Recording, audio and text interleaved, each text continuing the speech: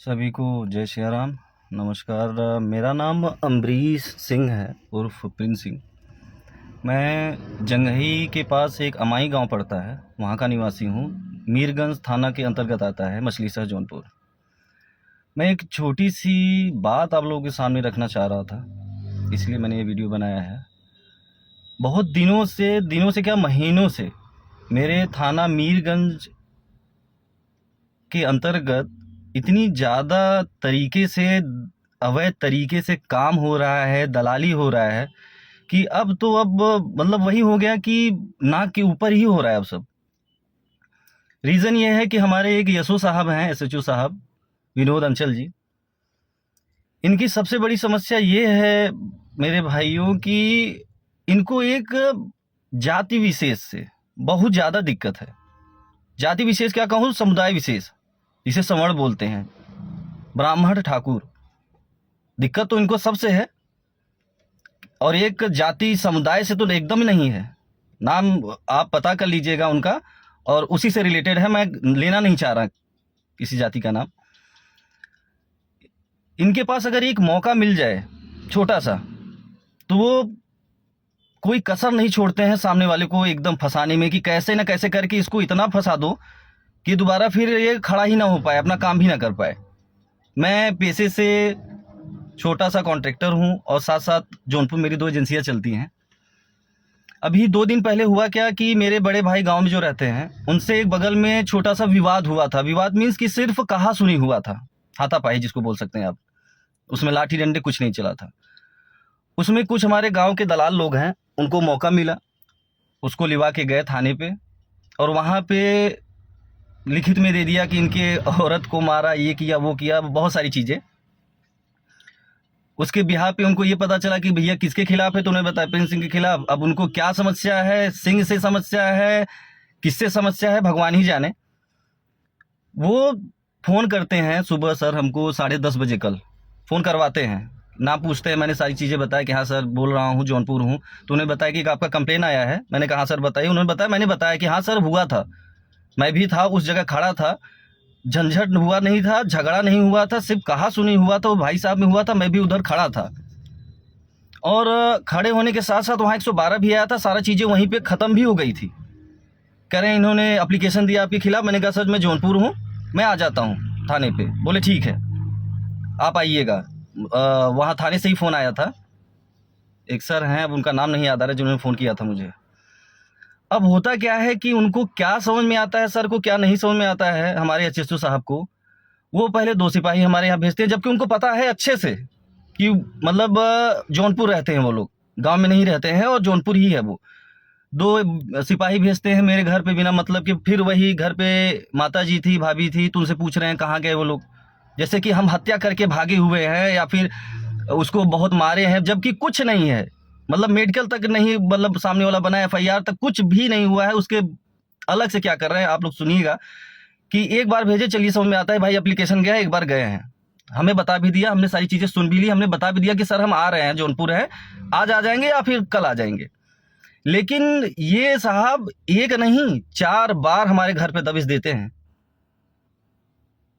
सिर्फ बेइज्जत करने की नीयत से।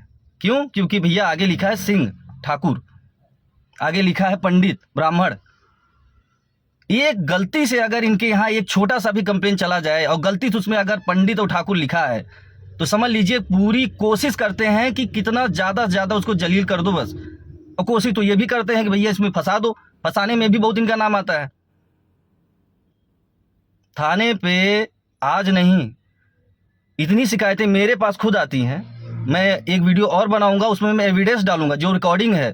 एक महिला है अभी 2 महीने पहले मेरे ही गांव की, उसके पड़ोसी वालों ने उसको गिरा के मारा था, मेड के उठ के सब बनवा के औरत गई थी, उसका एफआईआर तक साहब ने नहीं लिखा था, गाली देके भगा दिए थे।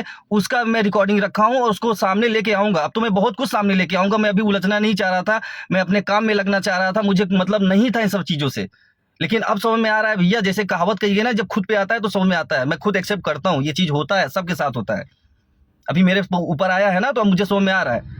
वो औरत आई थी मेरे पास कि भैया ऐसा ऐसा है, लिख नहीं रहे यशो साहब। हमने कहा था भैया आप जाइए, IGRS कर दीजिए, सारी चीज़ें कर दी, लिखेंगे। यशो साहब लिखे नहीं, तो उसका रीज़न मैं बताता हूँ। रीज़न ये है कि जिसने मारा था वो यशो साहब का जो दलाल है ना, उसका खास था।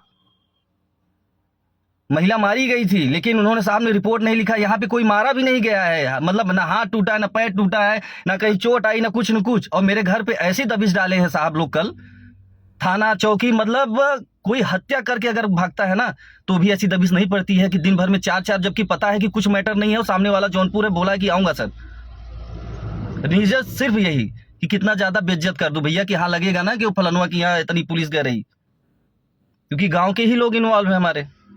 रीजन ये है कि भैया इलेक्शन भी आ गया है प्रधानी का, और हमारे प्रधान जी भी वही हैं, एक समुदाय से जिसका नाम फिर नहीं लेना चाह रहा हूं, और दिन रात वहीं थाने पे ही बैठते हैं।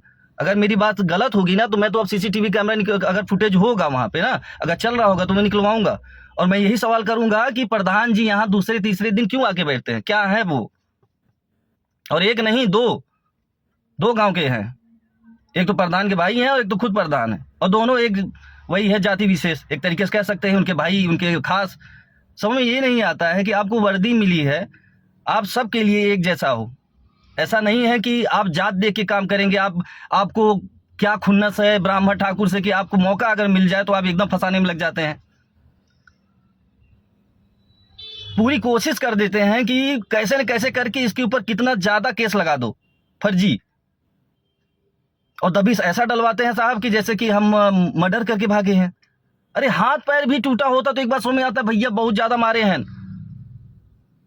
कहा सुनी हुई है सिर्फ, और उसका एविडेंस है। मेरे घर वालों ने बताया कि 4 बार फोर्स आई है, बकायदा जीप से भर के आ रहे हैं, ऐसे कि जैसे कि किसी मतलब आतंकवादी या फिर किसी गैंगस्टर को उठाने गए हैं।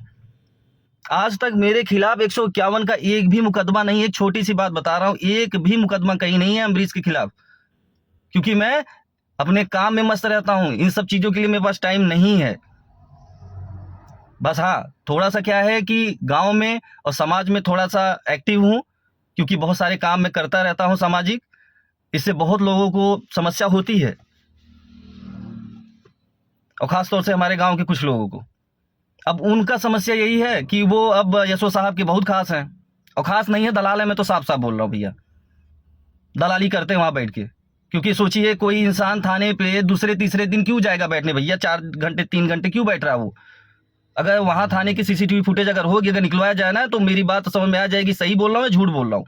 पता तो मुझे बहुत कुछ है, लेकिन मैं कभी बोलता नहीं था, क्योंकि हर आदमी 2 रुपए कमाने में परेशान है, घर चलाने में परेशान है, राजनीति नहीं कर, क्योंकि ये नेता करते हैं, जिनके पास वही है भैया कि उनको सारी चीजें देखना है। हम नेता नहीं है भैया, लेकिन बस वही है, आज मजबूर हो गया ये वीडियो बनाने के लिए, क्योंकि अब वही है कि अब अपने ऊपर आई है, मेरे खुद के ऊपर आई है, इसलिए मैं बना रहा हूं। सच्चाई है भाई।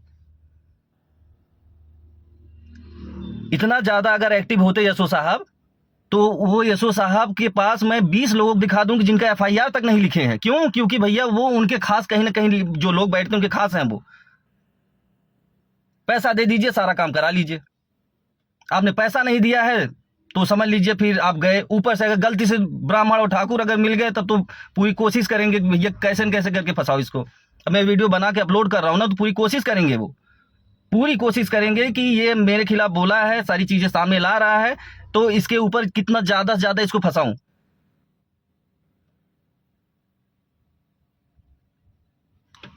जो भी ये वीडियो देख रहे हैं भाई, बस बनाने का रीजन सिर्फ यही था कि अभी मैं गांव जा रहा हूं आज। हो सकता है साहब हमें मिले, उनका कोई भरोसा है नहीं। वो उठा सकते हैं, बैठा भी सकते हैं, और अब यही बोलेंगे कि भाग रहा था, ये कर रहा था, वो कर रहा था, जबकि है कुछ नहीं। उनका क्या भरोसा, हम क्या भरोसा करें ये बताइए। वो तो कोई अवैध तरीके से हमको फंसा देंगे। जब आप एक छोटी सी चीज लेके, मतलब झगड़ा तक नहीं हुआ है, आप इतनी दबिश डाल रहे हैं किसी के कहने पे, एक व्यक्ति विशेष के कहने पे, सोच रहे मौका मिला है फंसा दो। और सबसे बड़ी समस्या ये है कि ठाकुर ब्राह्मण होना मुझे लगता है कि अभिश्राप होता जा रहा है। ऊपर से लोग, बहुत लोग कहते हैं, हम भी बहुत जगह बैठते कहते हैं ठगुरन सरकार हो। कोई सरकार ठगुरों की नहीं है भैया, ब्राह्मणों की कोई सरकार नहीं है, सरकार किसी की नहीं है, सरकार आप ही लोगों की है। समझ रहे होंगे जिनको मैं कह रहा हूं। सबसे ज्यादा परेशान अगर देखा जाए ना, तो ठाकुर और ब्राह्मण ही है इस समय, जिसे संवर समाज बोलते हैं। हर तरीके से बहुत सारी बातें हैं, 4-5 घंटे भी कम पड़ जाएंगे बोलने के लिए। बस वीडियो बस इसीलिए बनाया हूँ भाइयों कि आप लोगों को भी नॉलेज में रहे कि हमारे थाने में हो क्या रहा है। वैसे ज़्यादातर थानों में तो ऐसा होता नहीं है, मेरे थाने में ऐसा कभी नहीं हुआ था, ये भी बोलूँगा। आज तक कोई, बहुत सारे एसओ साहब आए। एसएचओ विनोद अंचल जो थाना मीरपुर में तैनात हैं, जो जौनपुर के अंतर्गत आता है, के ऊपर लगाए जा रहे समस्त आरोपों की जांच हो। श्री विनोद अंचल अब तक जहां भी सेवाएं दे चुके हैं, उन समस्त जगहों पर उनकी कार्य अवधि में के द्वारा उनकी कार्य प्रणाली की जांच हो और उनके ऊपर लगाए जा रहे ठाकुर प्रिंस सिंह द्वारा आरोपों को सही पाए जाने पर उनके खिलाफ उचित कार्रवाई की जाए।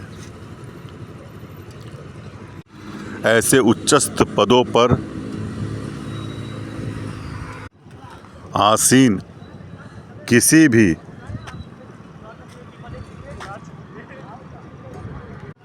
माननीय द्वारा पक्षपातपूर्ण, दुर्भावनापूर्ण या किसी